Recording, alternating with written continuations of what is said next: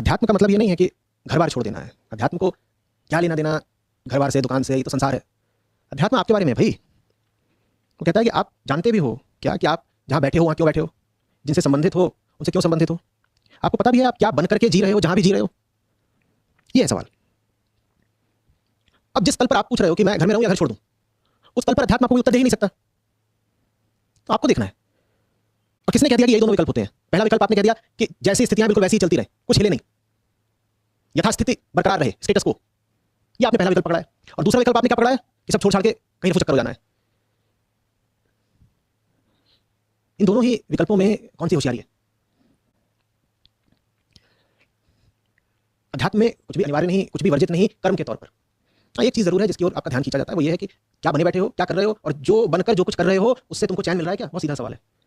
इस सवाल के बाद अगर आपको अपने रिश्ते वैसे ही चलाने हैं जैसे चल रहे हैं तो चलाइए। कोई ऋषि आपको बताने नहीं आएगा कि आपके भाई से या आपके पिता से या आपकी पत्नी से आपका रिश्ता कैसा होना चाहिए। ऋषियों का ये काम नहीं है, वो इन मामलों में नहीं पड़ते। वो आपको देखना है। ना तो ये कहने आएंगे कि यथास्थिति चलती रहे, ना वो यही कहने आएंगे कि सब तोड़ दो, मरोड़ दो, छोड़ दो। सब विकल्प खुले हैं। छोड़ने का भी विकल्प है, और रिश्ते जैसे हैं उसकी अपेक्षा उन्हें बहुत सुधार देने का भी विकल्प है। ये तो निर्भर इस पर करता है कि वो रिश्ता बना ही क्यों है, और ये निर्भर इस पर भी करता है कि वो रिश्ता किससे बना हुआ है। जिससे रिश्ता बना हुआ है उससे जबरदस्ती तो नहीं की जा सकती ना। कोई सुनने समझने बदलने को यदि राजी हो तो ही प्रगति संभव है। और सबका समय एक साथ ही आ जाए आवश्यक नहीं।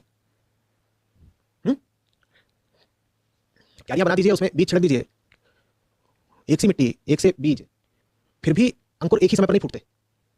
सबका समय जरा अलग अलग होता है। सब एक ही चाल से चलते भी नहीं, सब एक ही दिशा में बढ़ते भी नहीं। अब आप चाहें कि किसी का हाथ खींचकर जबरदस्ती करें, ऐसा हो नहीं पाता है।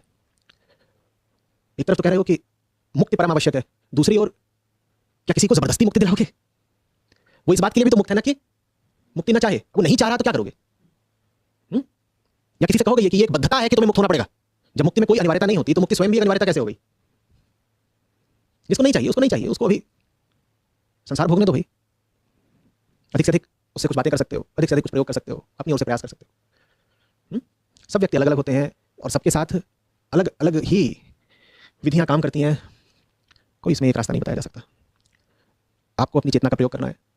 आपको देखना है किस क्षण पर क्या कहना, क्या करना उचित है।